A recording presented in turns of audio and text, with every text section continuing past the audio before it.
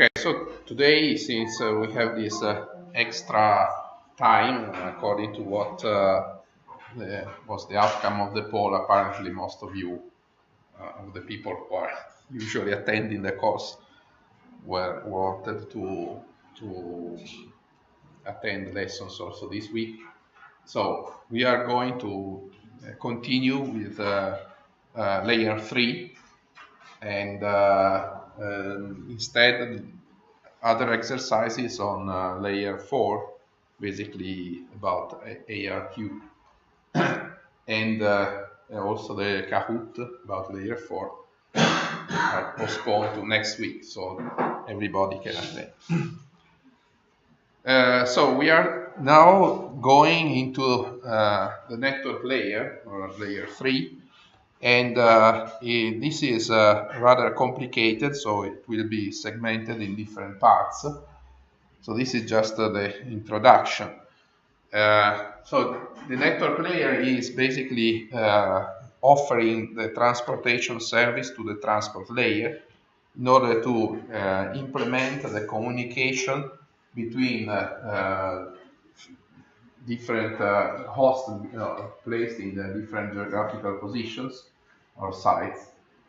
And we have already explained in depth the behavior of the layer 4 transport layer, which allows the applications to communicate on something that is logically equivalent to a direct connection, that is the network connection, creating suitable data structures in the operating systems of the host, so that the application processes can write data and read data from that data structures. Once these data are taken over by the operating system, then the other part must take place. So that means that this data has to be encapsulated into data units of layer 3 that are called IP packets, and then the action of layer 3 is to transport these packets from the source to the destination across the network. That is much more complicated than a simple direct connection. So in order to perform this task, actually there is the main protocol that is acting in Internet at layer 3, that is called Internet Protocol, IP. However, there are other protocols that are needed in order to enable the operation of the IP protocol. So we can say that on the data plane, that is the plane part of the network infrastructures dedicated to the transportation of useful information, so the payload. On the data plane, we have the IP protocol that is used to manage this transfer of packets. But then we need some accessories, and so we have on the control plane signaling protocols that are enabling the work of this IP protocol, is supporting the IP protocol with information that is transferred from between the main equipment that is acting at layer 3, that are the routers. So these support protocols are ICMP, Alpha, OSPF, LIP, and there are many others. We will have a quick look at them, not very deep because we don't have time to go into the details, but we also have a look at the main of these protocols.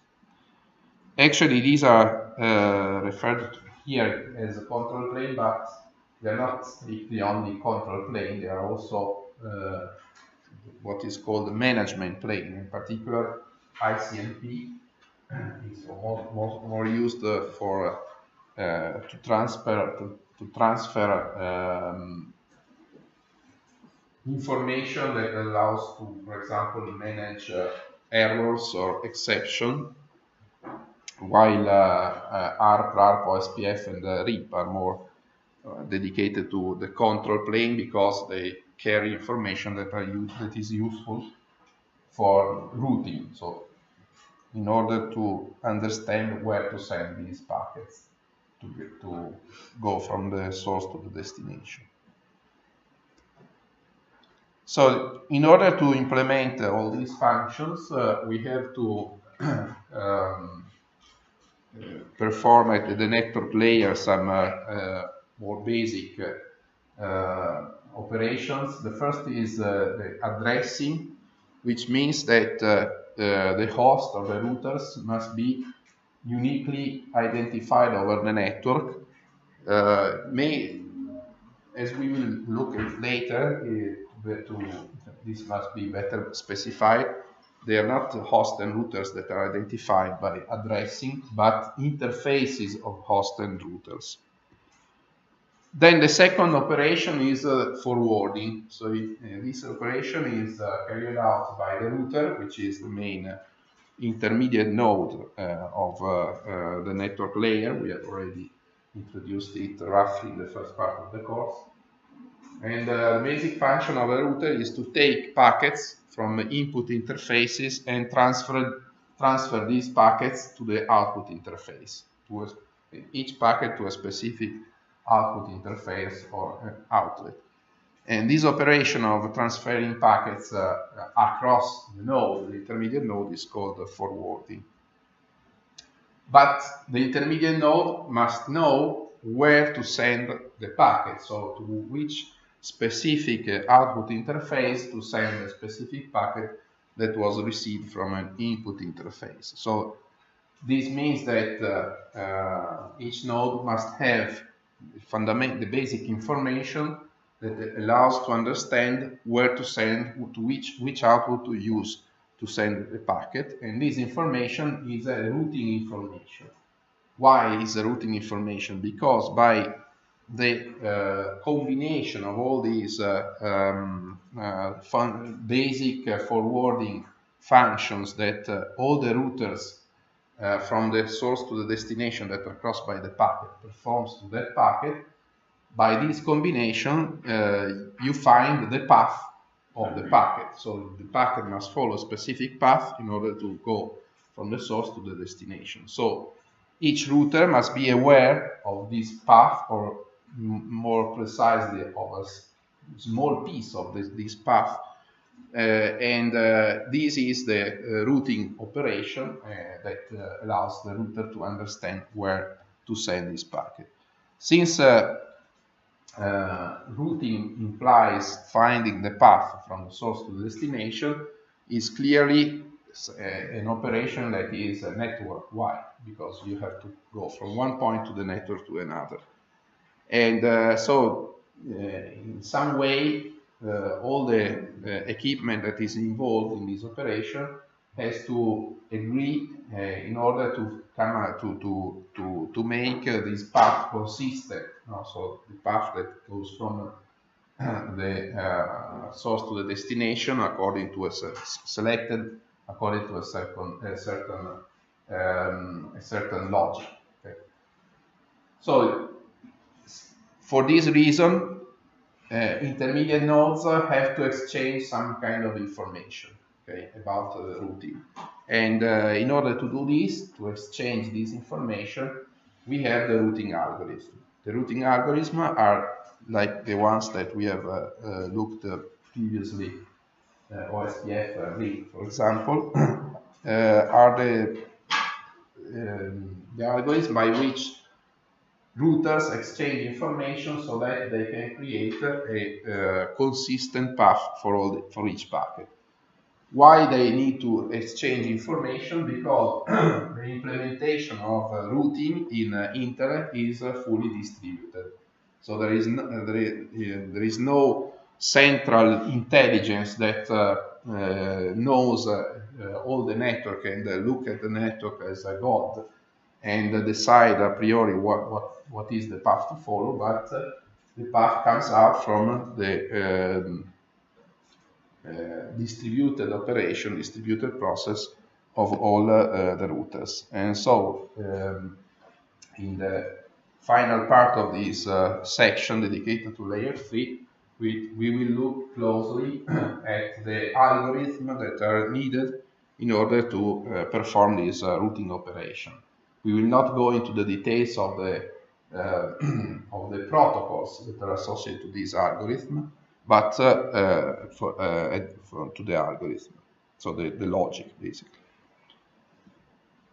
So how we have how the data plane of the network appears at the network layer.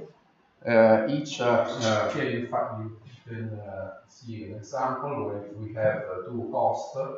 There is one here above, okay, and the other one is in the bottom, and they have to exchange packets, and so the network that is in between the two hosts is made of a certain set of routers connected by links, so it's a complex topology. Here, this is a concept that we have already introduced. The implementation of the protocol layers in the terminals, so in the host, is full stack. So it goes from the application layer to the physical layer. While in the routers, you have only the implementation of the network layer, data link, and the physical layer. And this is because the routers don't need to read into the content of the packets, they just need to manage packets, or transfer packets. So what happens is that once the communication between the applications is taken over by the transport layer, transport layer creates the segments, as we have seen, that can be TCP or UDP segments, and then each segment is encapsulated into a data packet that is an IP packet of the transport layer. The transport function, the main function of the transport layer is transferring packet as datagrams, so the service is a connection, as we have already explained in the first part of the course. So once these segments are encapsulated into the datagrams are transferred hop by hop across a set of routers. The set of routers is selected so that the path of the packet arrives to the destination. Okay. So once the packet arrives to the destination, it is received by the implementation of the network layer in the destination host, mainly more precisely in the interface of the destination host that is connected to the network. Once the packet is checked, then it is released to the transport layer so that the content of the packet, that is a transport segment, goes through the transport layer, and then data are released finally to the application processes. Okay, so this is basically how it works on the data plane at layer 3. And each time a packet is transmitted between the intermediate nodes, it will go from one router to the next one, and then the next router will release the packet, transmit the packet to the next router again, and so on until the packet arrives to the destination.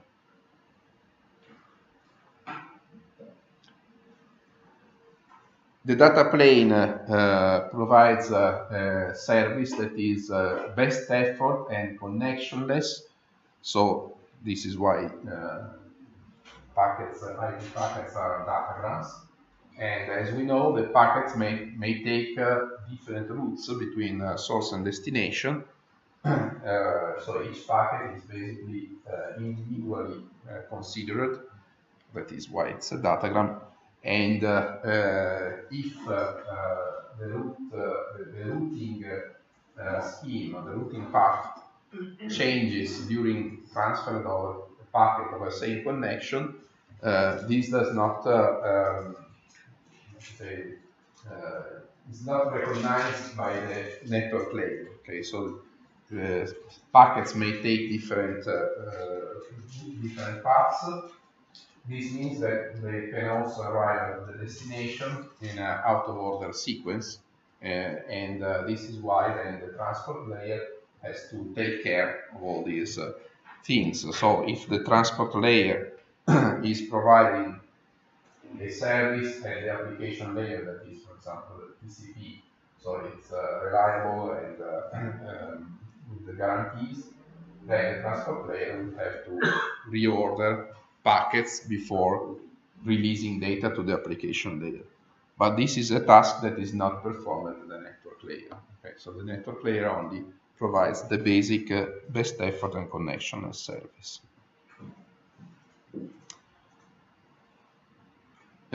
So let us look more closely to what happens into a router. Basically, assume that there is a packet that is traveling from host A to host B, and inside the header of this packet, the IP layer header, there are two main information. There are two main fields. Okay, and this is the basic information. Then there are other fields that we will look, but the two main fields are the source IP address and the destination IP address. So the source IP address is a way to identify host A, or better, the interface of host A connected to the network that released the packet. The destination IP address is to identify host B, or better, the interface of host B that is connected to the network where the packet has to arrive. So each router that receives this packet reads the header at the IP layer and decide where to forward the datagram. And this decision is based, the forwarding decision, is based only on the destination address. So looking at the fields that are carried into the packet, in order to decide where to send the packet, the router will only look at the destination IP address. And then this destination IP address will be used in order to perform the forwarding decision. How the packet can know where to send this, how the router can know where to send this packet, it will have to refer to a routing table. Okay, the routing table contains local information that tells to the router where to send a packet that is going to a certain destination. So the routing tables is looked up using destination information. So for routing purposes, so the forwarding purpose on the data plane, the only useful information that is considered by the router is destination IP address. So one may ask why packets also carry the source IP address. Okay, and the reason is that there are other protocols that are using also the source information. Okay, and they are the access protocols that are supporting IP, for example, ICMP,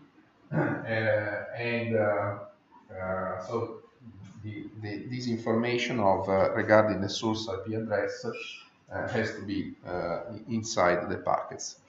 Moreover, we have already seen that at the layer 4, transport layer, a socket is identified by the combination of the source IP address and source port, and destination IP address and destination port. Okay, so it is this quadruple of numbers that identifies the socket. And so this is also another reason why to carry the source IP address into the IP header. Okay? It is strange that the transport layer have to look inside information carried in a header of another layer, but we know that this is what happens, and it was decided to do like that. So What is this routing table? Is basically a matrix where there are two columns, at least two columns, other columns as we will see, but these two columns are contains an information that in which in one column we have all the values, some values of the destination IP address that is contained into the packet. And on the second column, we have the output link, so the information on where to send the packet on which specific output. Here in this example, you can see this router receives a packet from a certain input interface. The input interface is not important because the forwarding, the routing operation is only based on the destination IP packet. So regardless of the input interface, this packet will always be sent to output port 2, okay, because the router has to read the value that is contained here, in this case is 0111, and use it to search into the routing table, and where you find the corresponding row, which is matching with this the entry. Then in the second column, the router finds the output interface. Okay. So this is how it works. So these routing tables are written, are resident inside each router, and they are read each time the router, or looked up each time the router receives a packet. But who is writing the routing tables? Because somebody has to write this information. The writing operation is carried out by the routing algorithm. So the routing algorithm or protocols are the means to transfer information between the different routers, so that they can decide, that they can agree upon a certain path from source to the destination for each packet. The result of this exchange of information is an operation of routing table writing. So the information is created inside the routing table. And then once the routing table is written, each packet then is routed according to this information. And algorithms are also dynamic, and so this is why the path from source to destination may change over time. They are dynamic because, as we will see later on more in details, these routing algorithms are are defined so that the pool of routers of the network can react to changes of topology. And unexpected changes of topology, for example, can occur when you have a failure on a link or a failure on a router. Okay? In this case, the topology changes. The pool of routers detects this problem, and with some delay, but at a certain point, the routing tables of the routers are updated accordingly, and so the path can change. Okay, this is the basic introduction to the layer 3. You have questions so far? Okay, that's quite simple.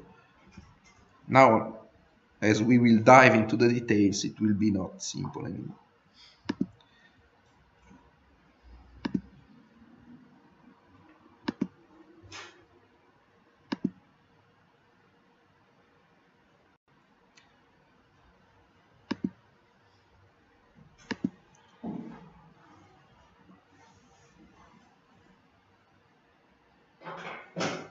So the first operation we have, the first two operations we have mentioned previously are IP addressing and IP packet forwarding. Okay. So now in this second part we will explain more in detail how addressing is carried out at the layer 3, and also the mechanism of forwarding from in intermediate nodes. And by addressing, we mean not only the definition of the format of the addresses, but also how addresses are assigned by which logic they are assigned to the interfaces that are active in Internet. And as you can see, things are quite complicated. So we will first dedicate concentrate our attention about addressing by looking at first of all the format of the addresses, then the current system that is used in order to assign addresses in Internet, Classful, which was the previous system, and subnetting, we will explain it later. Then we will look at packet forwarding, the operation of each router and host while managing a single packet. And then we will go back to address again, because address aggregation or supernetting is more easy to understand once we have studied packet forwarding. So let's start with the addressing concept. And first of all, we will refer to a specific protocol that is called IP, Internet Protocol version 4. IPv4 is the most spread and it's a used protocol at layer 3 in Internet today. Okay, and there is another version that is called IPv6, which has a different addressing system. The main difference between IPv4 and IPv6 is the length of the addresses. Okay, in IPv4, the address is a binary number with 32 bits, okay, 4-byte binary number. While in IPv6 it was extended to 128 bits, okay, which is much more. And then later we will explain why and what are the consequences. But everything that we will see by talking about layer 3 into the details of the forwarding operation refers to IPv4, because it's also much simpler to use than the other case with 128 bits. So the address is a 32-bit binary number, which is a number, so it's expressed in the binary notation. And when it is processed by the machines, by the computers or routers or hosts, it is always a number, but since we are human beings, we don't like very long numbers. So the notation that is used when we are talking about IP address is the so-called dotted decimal notation. So these 32 bits are partitioned into 4 groups. Each it's an octet, a byte, and the number is represented in this way by writing the decimal value that is corresponding to each byte divided by a dot. Okay. So each number here corresponds to 8 bits. So it corresponds to a number that can take any value between 8 zeros and 8 ones. In decimal notation, it means any value between 0 and 255. Okay, so each number can go from 0 to 255.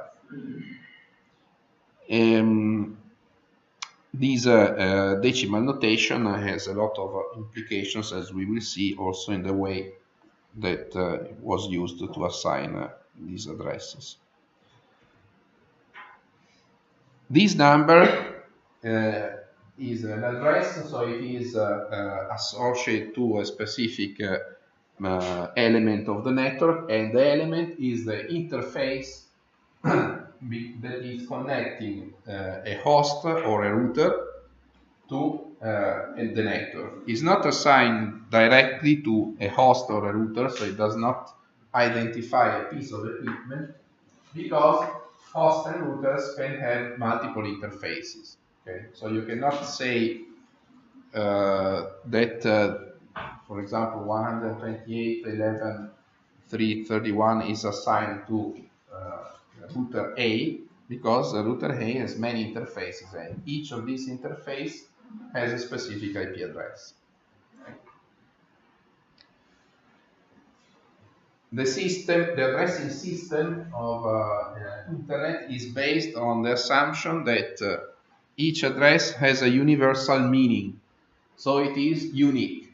Okay, you cannot have two identical addresses or one address associated to two different interfaces in the whole Internet. Okay, we'll see that there are exceptions to this rule, but they are very particular, so we'll explain them later. This is because routing is based on the destination host address. Okay?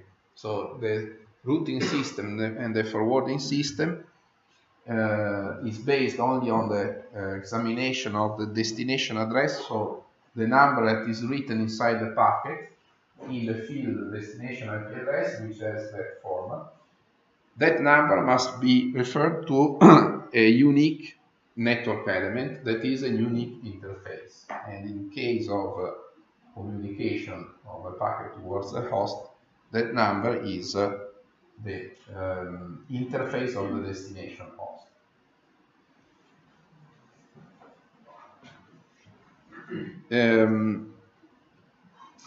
How can we maintain this system that has to guarantee uniqueness and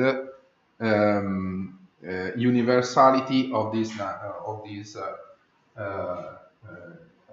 addresses? So since you have to maintain these conditions, there must be an authority, a centralized authority that distributes addresses. Okay, but it's of course impossible that a single entity can assign directly addresses to all the interfaces that are active in Internet. There must be a hierarchical way to manage this. Okay? And the hierarchical way is that your machine is always in a network that belongs to, is connected to a network that belongs to a system operator, a system provider, a service provider. Each service provider receives a block of addresses, and in order to receive this block of addresses, the service provider must ask to this authority. Okay, so the centralized authority does not directly configure the addresses on each interface, but it assigns blocks of addresses to system providers, to service providers. Then service providers assign subblocks to their customers, and the system manager of a customer that receives a subblock will then manage to configure all the interfaces of the single users. Okay, and we will see that this can be manual, so telling each user what address to use, or it can be automatized by using a specific protocol. In any case, there is this concept of assigning blocks of addresses. And more specifically, each time a block is assigned to somebody, the addresses contained in this block must be contiguous. Okay, so the block is a sequence of numbers that goes from one starting number to an ending number, and included in these between these two boundaries, you have a contiguous set of integer, of course, numbers. Okay, so the number is always, the block is always of contiguous numbers.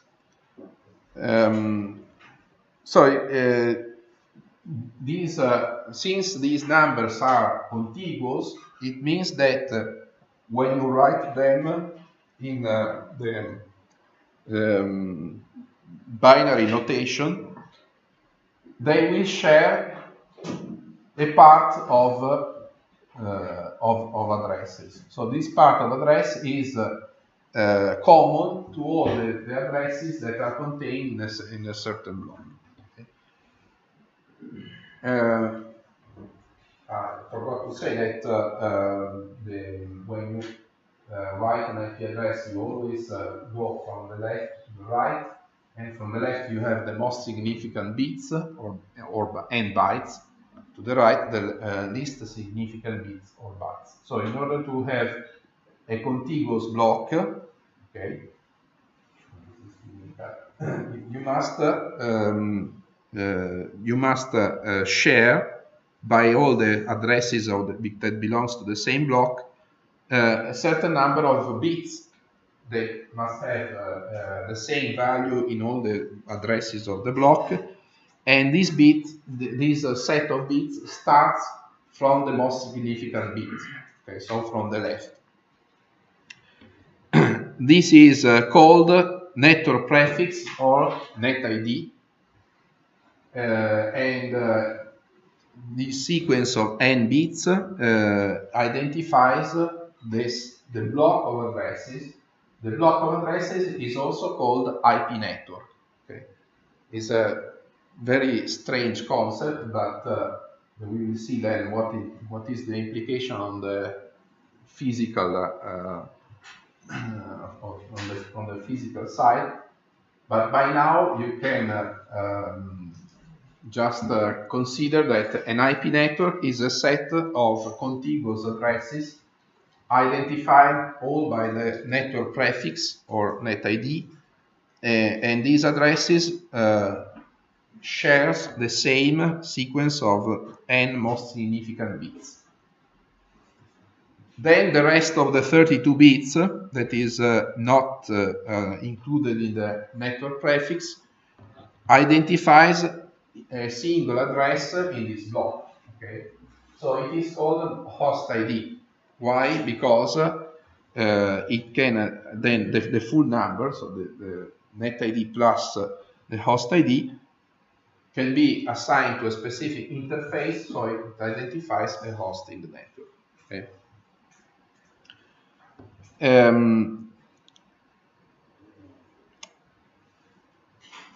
So this is the structure of all the addresses that are assigned in internet, that are blocks of adjacent bits. Do you have questions about this? Okay.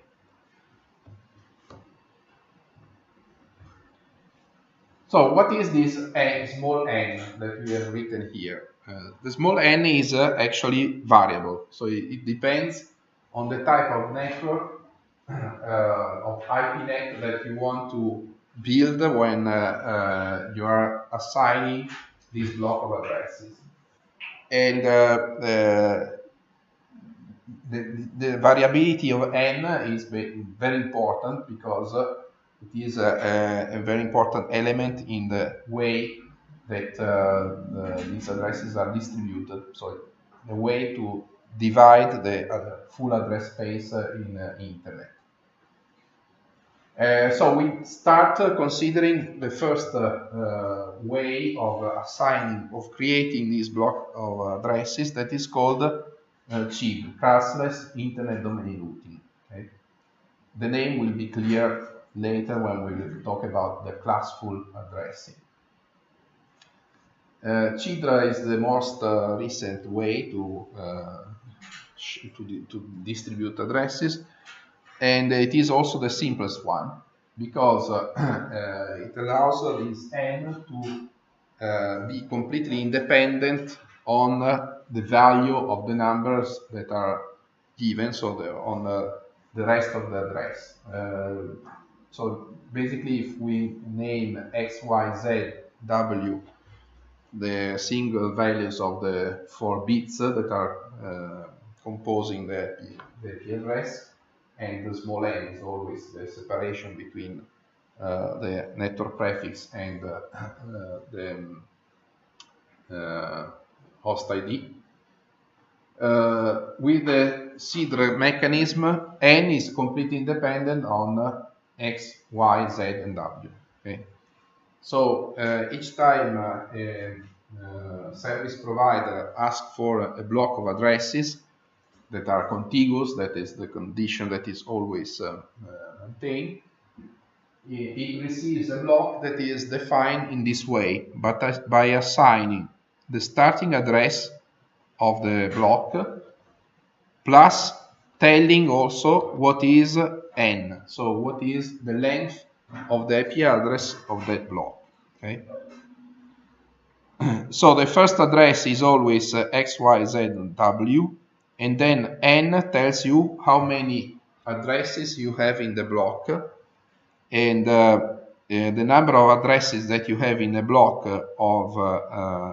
where the prefix is of length n is 32 minus n. Okay? Because basically when you define n, okay, you have n bits that are the same for all the addresses. So the number of addresses that you have in the block depends on the variability of the host ID.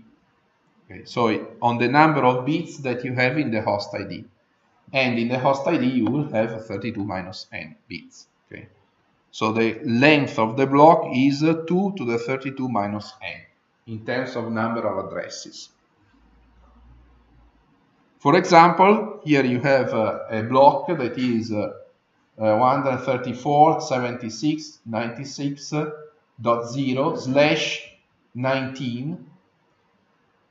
Slash 19 means that you have 2 to the 32 minus 19 addresses.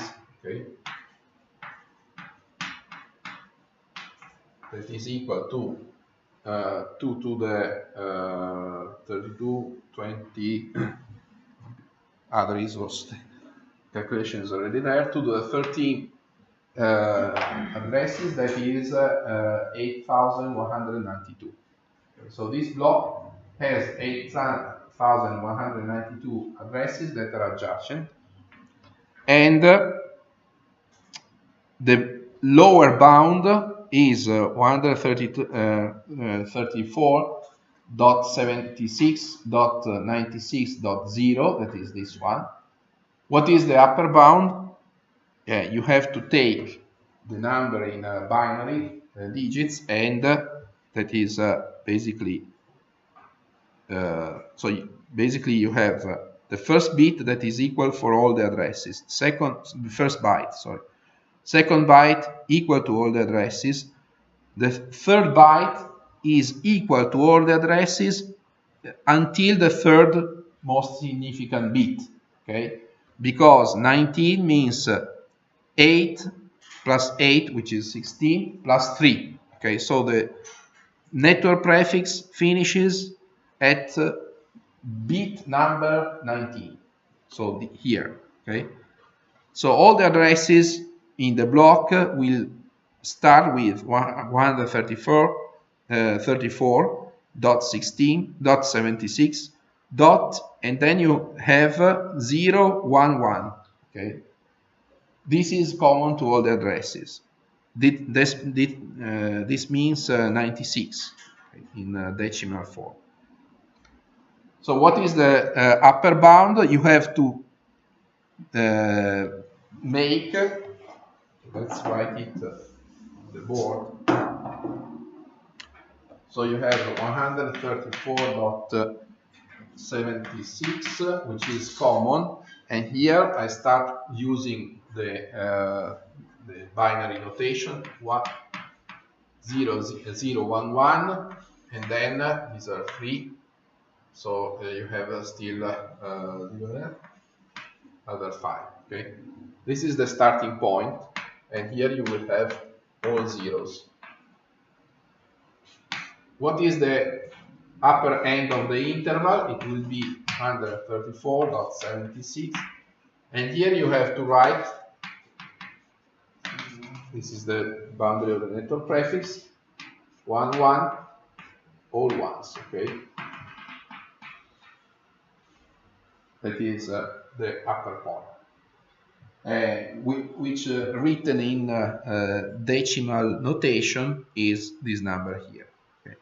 So 134.76.127.255.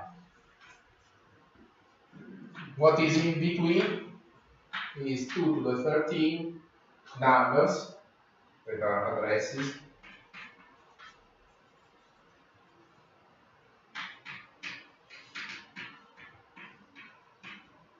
that are contiguous, okay? So one after the other. You cannot have holes in this block.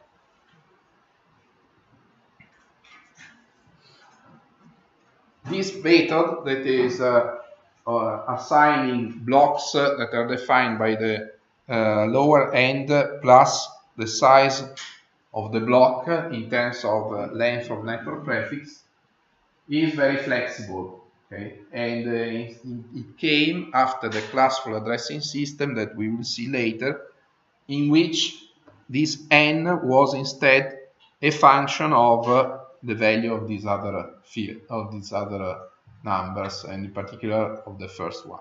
Okay? The classful addressing system was very rigid. It didn't allow freedom in assigning blocks. So this is basically how blocks of addresses are assigned. So when we talk about an IP net, the IP net is always defined in the CIDR system by these numbers, okay, by this set of numbers. That is the starting point plus the size of the network prefix or the length of the network prefix. Again, this is a notation that is useful for human beings, but there is another equivalent notation that can be instead used also by the machines. And instead of specifying n in terms of a number, the method is just to associate to the starting point of the vector, that is a 32-bit number, is an IP address, another 32-bit number, which is called net mask. Okay. This number, net mask, is a particular IP address which starts with ones, so the first bits are always 1 in the most significant part, and ends with zeros. So the last bits are always 0. You cannot have any different pattern. There is always a set of ones followed by the set of zeros. And the number of ones that you have here is equal to n. Okay. So n is the number of ones that you have in the net mask. And so by complement, if you have n ones, you must have 32 minus n zeros. So you can clearly see that the one part identifies the network prefix, while the zeros identifies the host ID. This number, since it's a binary, a 32-bit number, can specified also is usually specified in the dotted decimal notation. Okay. For example, when you have net mask 255.255.255.0, this means that the network prefix is 24-bit long. Okay, so you have 24 bits identifying the network, and the remaining 8 bits are identifying the host. Okay. Why we have to use this net mask? Because the net mask can be used by a machine to understand what must be the length of the network prefix, so the part that is dedicated to identification of the network, and separate it from the part that is dedicated to the specific host inside the network. So, for example, if we take any IP address like this one here, and we apply the net mask, that is this, immediately we can calculate what is the part of this IP address that was received that is dedicated to the network ID. Okay, that is that one. And the simple operation that is performed in order to obtain this is a bitwise AND operation between the number and the net mask. Okay, so by using these two binary numbers, the interfaces are able to understand what is the network part.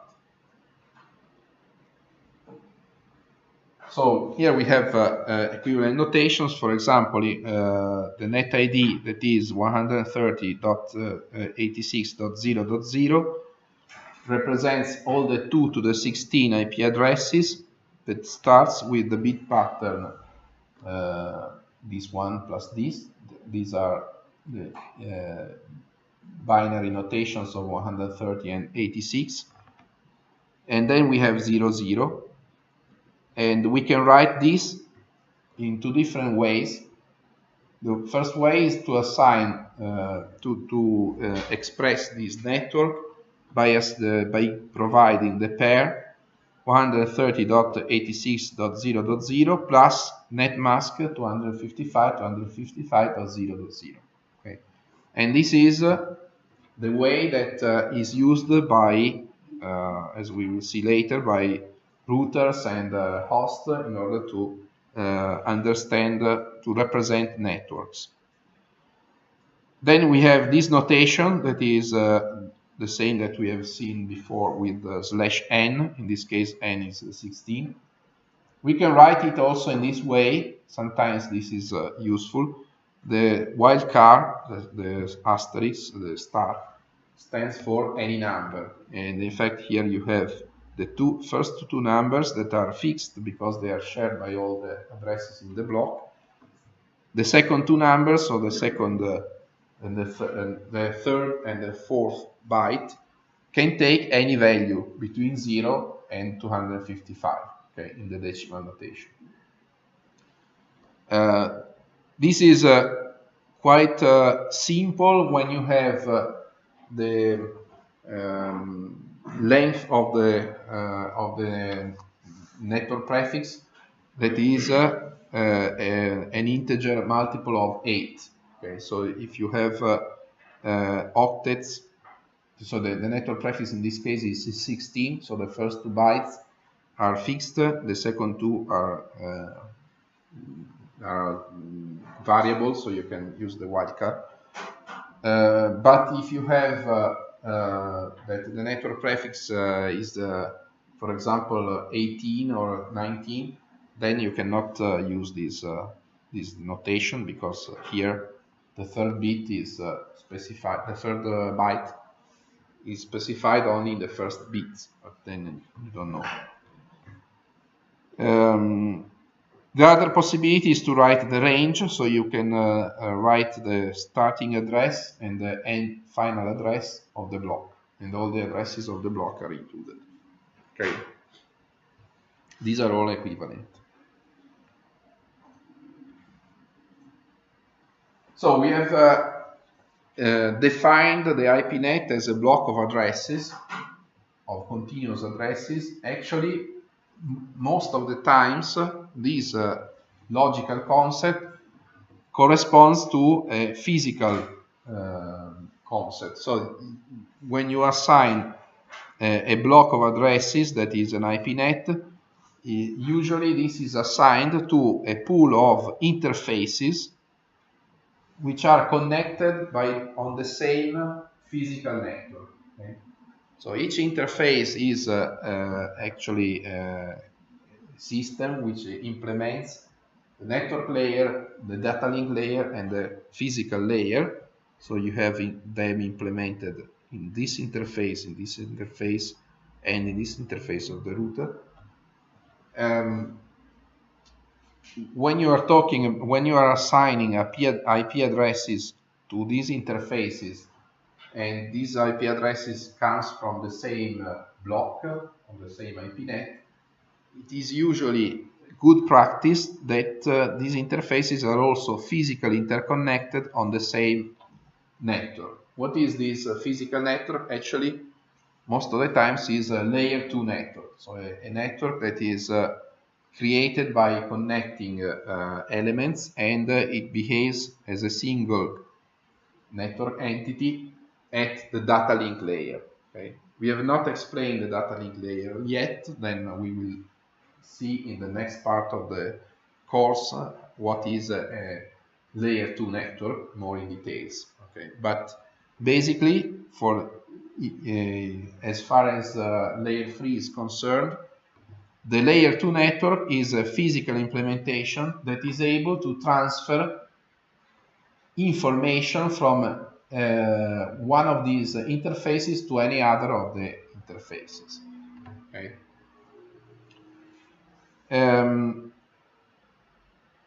So the IP network, most of the time, is not only a logical entity of contiguous IP addresses, but it is also a set of interfaces that are physically interconnected, so able to communicate, to transfer information on the physical layer.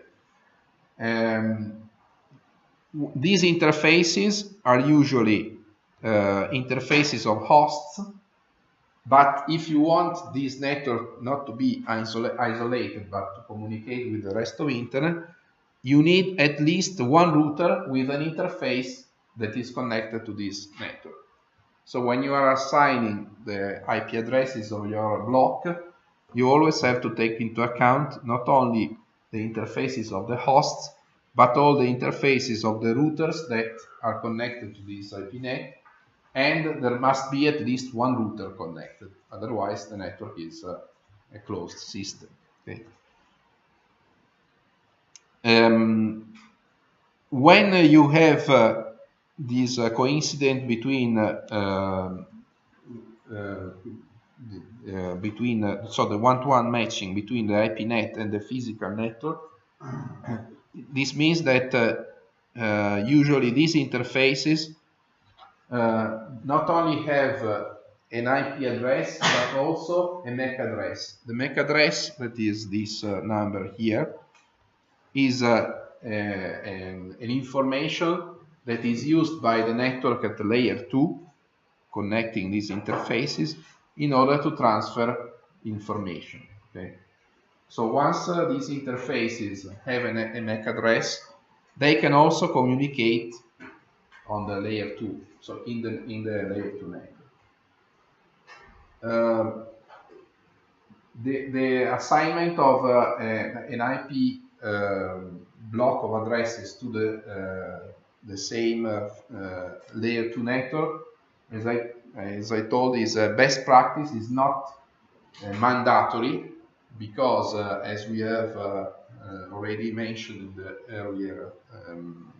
the earlier lectures, the IP stack, the IP protocol stack, does not specify anything at the data link layer. So at the data link layer, you can do more or less what you want. Okay.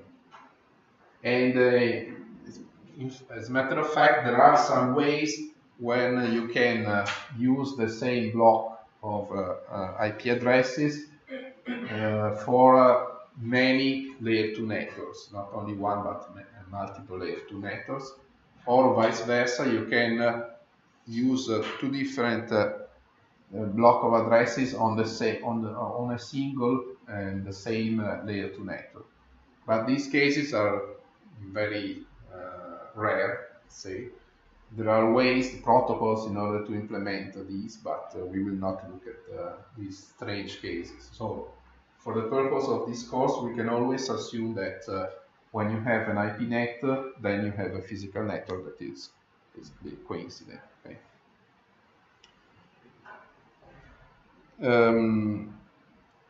Okay, so once this is clear, now we know that each interface must have an IP address which is assigned at layer 2, so at layer 3, so at the network layer, but also a MAC address which is assigned at layer 2. And now we are going to show that later we will show that these two addresses at two different layers are very important in order to perform transfer of information. The router is by definition a network element which has more than one interface. Otherwise, it's not a router. So you always have in a router at least two interfaces with two different IP addresses. Most commonly, you have many interfaces.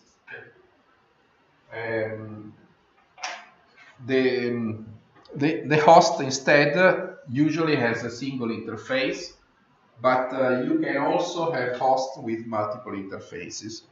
For example, when you connect a computer to two different networks, so in this case you have multiple interfaces, and so this is why you cannot associate a specific IP address to a specific host. Okay?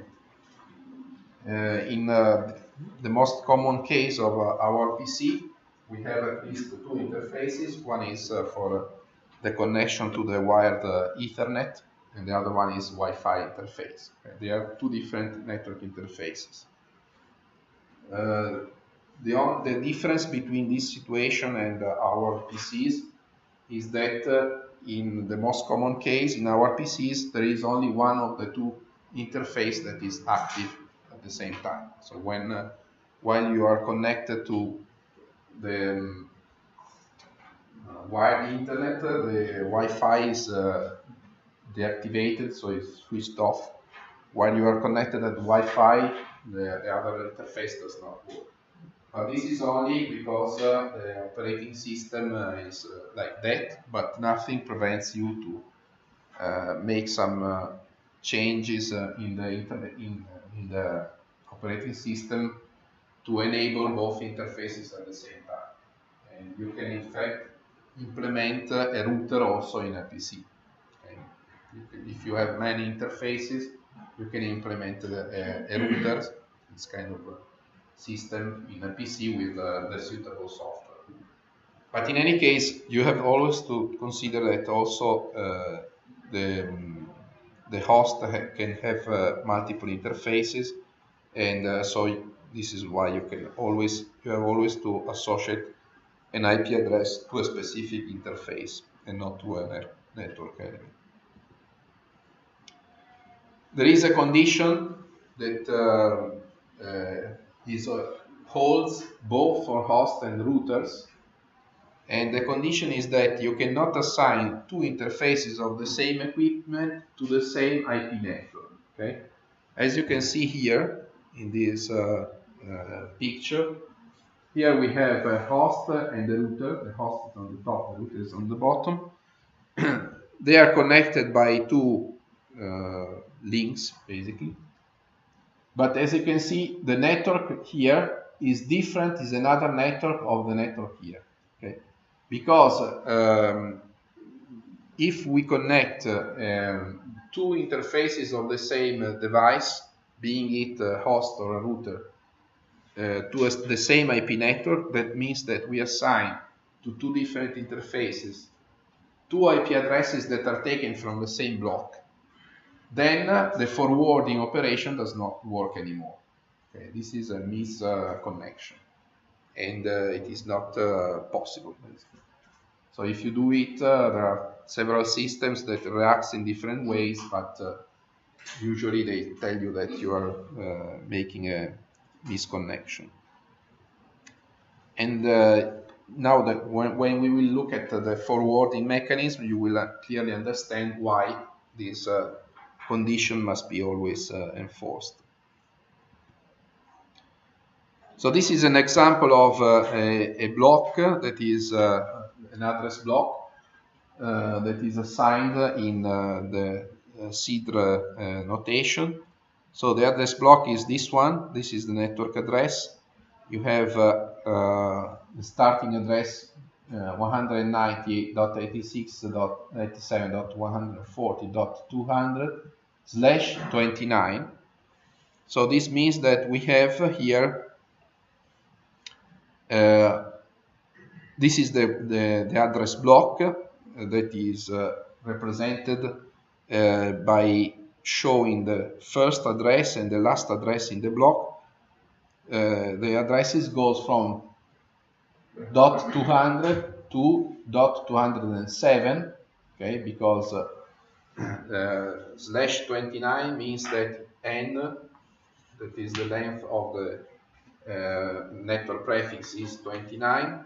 So the number of addresses in the block is equal to 2 to the 32 minus 29.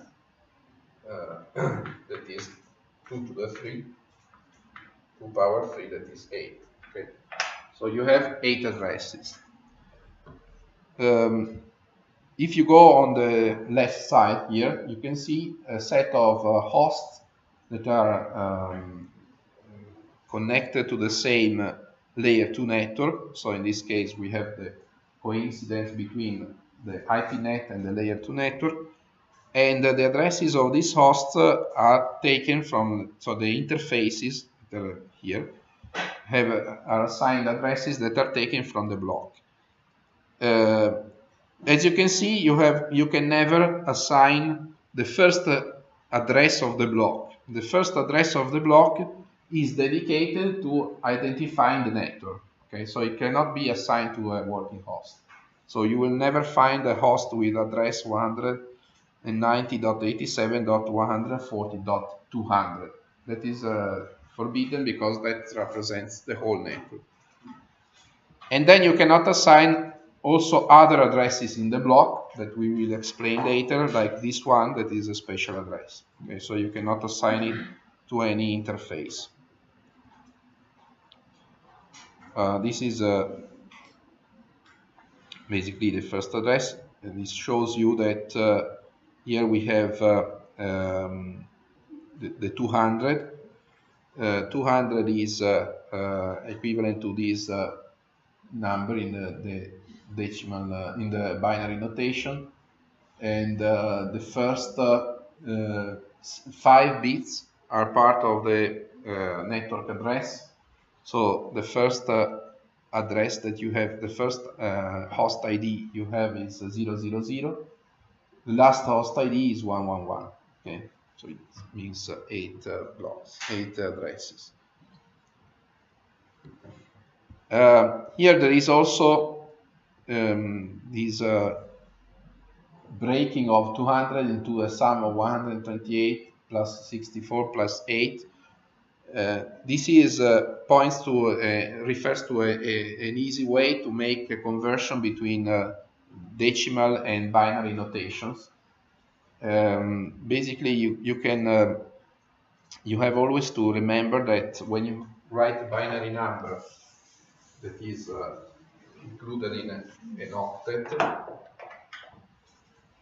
with 32 bits. So if you take, if you put one bit to 1 and the other one to 0, you have, let's say, values, decimal values that are easy to remember. So when the 1 is on the first position, this is equal to 128.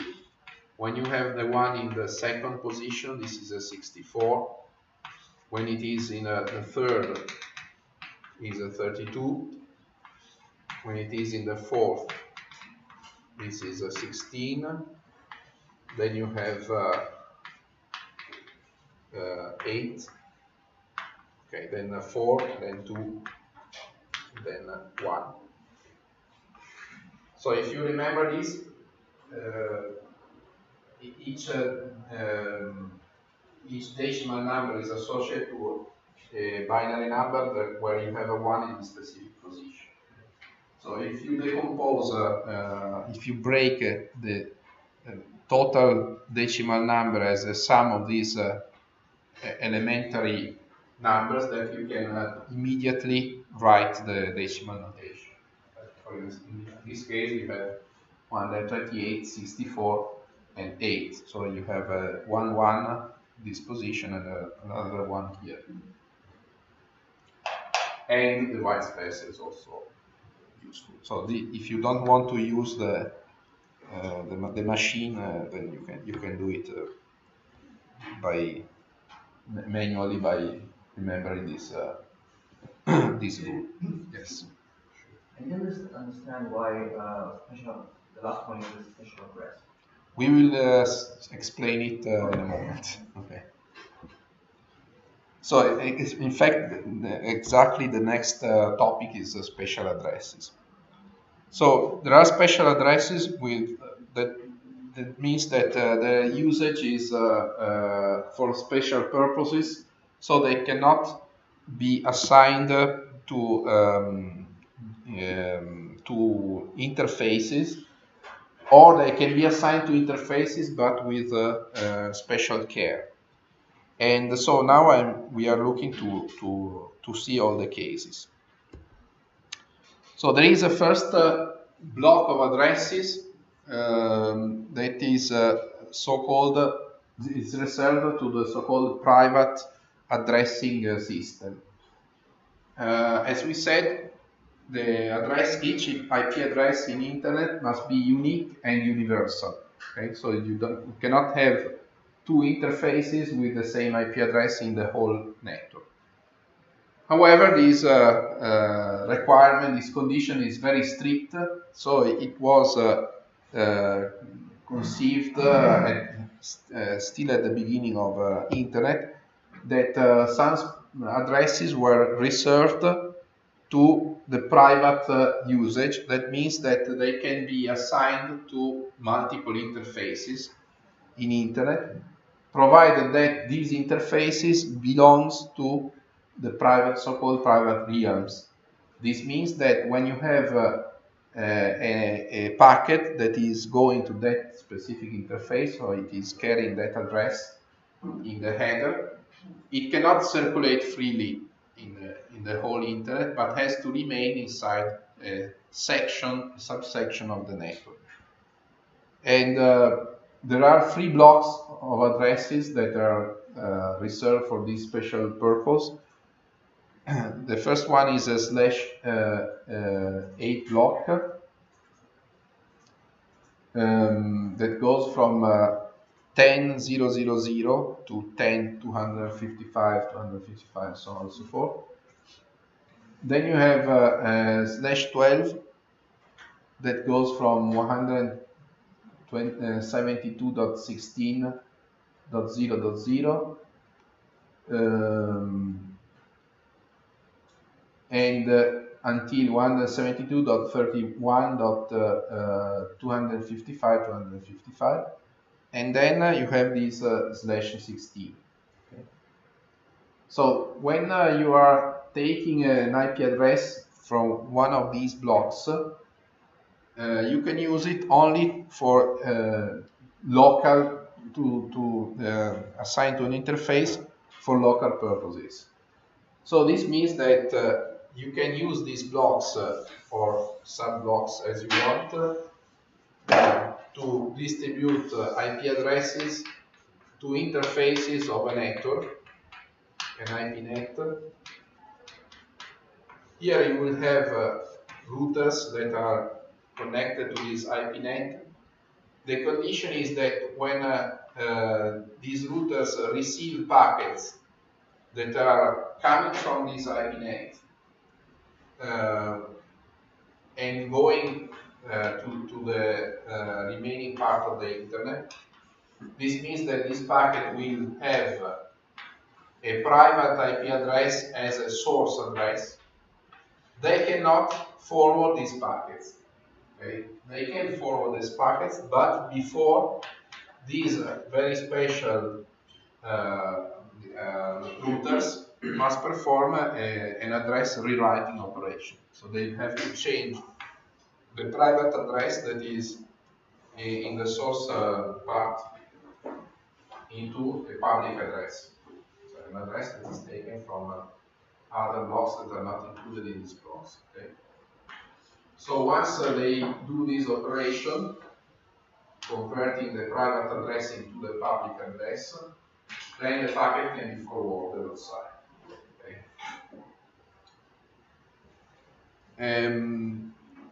This is called a private realm, and this is called a public realm, and this operation is called NAT, Network Address Translation. We will explain it later on in the course in a more specific way how it is performed. This is about outgoing packets. What happens if somebody outside wants to reach a host that is inside the private realm? Okay? In this case, the packet should have this IP address as a destination, but this IP address is private. So a packet with a destination IP address that is private cannot travel across internet. So it will have to use a public destination address, and when it arrives to the routers that are at the boundary of this private realm, the routers will have to perform an inverse NAT operation. So they will have in some way to know what is the destination host that is in that moment associated with that public address, and they will replace the public address as a destination as a private address in the destination packet. Okay.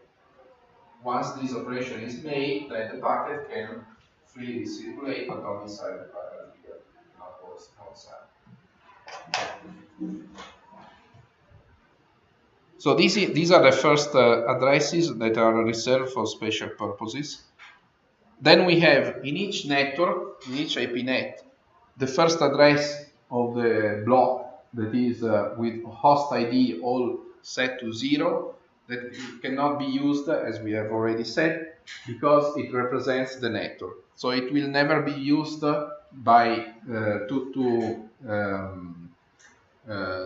it can never be assigned to an interface, an actual interface. As we will see, it is used only inside the routing tables, but not as not associated to an interface, and therefore you will never see this kind of address inside an IP packet, nor as a source or a destination address. Then there are other special addresses. So one is the so-called direct broadcast. These are addresses that are used in each network. So in each IP net, you have an address which is reserved for the direct broadcast. It is obtained by setting the host ID all to once. Okay? And this is why you saw it in the picture before, in the example before, that was this one. This was the address that you obtained by setting all the host ID to once. It was 207 in decimal notation in this case. This cannot be used because it is the direct broadcast address of this network. Okay? So why we need a direct broadcast address? The meaning is that when this address is used as a destination address in an IP packet, the IP packet that is coming from outside, from another network, when it arrives here at the first router of this specific network, the router will convert the forwarding operation of this packet into a broadcast operation. So the packet will be sent to all the hosts that are connected to the network, so all the interfaces. Okay? Also, if you have other router interfaces connected here, they will receive this packet. And it is called a directed broadcast. Directed means not direct, but directed, so targeted. It means that you have a broadcast that is that has a specific network as a target. Okay, so you can send a packet from anywhere in internet, and if the packet has a certain network prefix, it identifies a destination network. when the host the corresponding host ID is set to all the ones, it means that you want this packet to be broadcast inside the destination network to all the interfaces. This is a service that is available only theoretically. The real networks routers are not allowed to do this, because otherwise you can very easily bombard the network with a lot of messages. But in some cases it's possible to do. So in any case, the address that with all host ID set to 1 is forbidden, so it cannot be used in any IPNet. Then there is another special address, which is the one with 32 ones, so all the bits set to 1, and this is called a limited broadcast address. It's the same, has the same effect as the targeted, the directed broadcast, but it's only valid in a local environment. So when a host sends a packet with a destination IP address with all ones, then this packet is forwarded by the layer 2 entities of the interface here in a broadcast mode. So it is sent to all the interfaces of the network, included the router. Here is not, there is an error that is missing. Okay, so it arrives also to the routers, but the routers that receive this packet cannot forward it externally. So it's a broadcast that remains limited to the network. And the source does not need to know what is the address of the network, because this is the same for any network. Okay, so it is used mainly when the source activates in a new network, so it switches on the interface, and if the source does not know anything about the network, by a message like this that is broadcast, the source usually is able to find some entity that is able then to tell something about the network. For example, to assign to the source a specific IP address. Maybe the source does not even know his own IP address. Okay. But sending a broadcast message, each host is sure that it will reach with this message the possible server that is assigning IP addresses in that specific network. So this is a limited broadcast. Then there are other three specially used addresses. One is an address with the net ID all set to 0. So you have only the host ID that is a number, while the net ID is set to 0. And this can be used as a destination IP address when a host that is connected to a network wants to reach another host that is connected to the same network. Okay. So in this case, you don't need actually the network ID, because you are in the same network. So this has the meaning of saying, find me the host that is specified in my network. Okay. Then there is another special address that is the one with all zeros. Okay, and this can be used only as a source address, and again is used in the phase when a host switches on and it does not know his own IP address. Okay, so it specifies when he sends the message in order to get informations and configuration, then this message must have in any case a source IP address. So since the source does not know the IP address, he puts this special code that is 000, that means this source. And finally, there is another special block of special addresses. That is the block which starts with 127 as decimal value of the first byte. Okay, so this is a /8 block.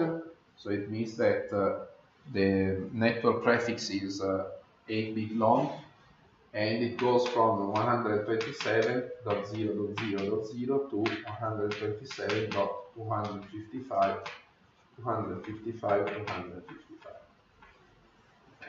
This is called the loopback address. Each time a host sends an IP packet with the address that starts with 127, so one address in this block. The IP packet actually is returned to the sender. Okay. Basically, it reaches. So it is used to emulate a network. So basically, inside the host.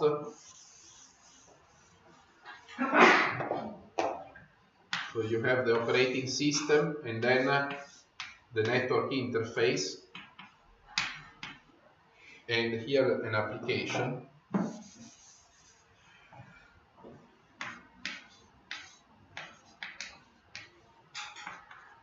Okay, application with its layer 4 interfaces. So if the application decides to send a packet with a destination address like that, the packet is taken over by the operating system. The operating system sends the packet to the network interface. So the packet crosses the bus, but the network interface will not forward the packet actually to the network. So maybe it will send back a message to the operating system that is seeing that the network has been received. And so this is a way to emulate the network or to test the network interface cards, the network interfaces. And you can use any address that is included in this large group. So here you have the summary of all the special addresses. Each special address can be used either as a net ID or host ID. Either as a source or a destination. So there are some that can be used only as destination and others that can be used as a source. And you have here the values of the net ID and host ID. So for example, a network address has a net ID that is specific, a host ID all zeros, and can never be used as a source or destination because it's only symbolic.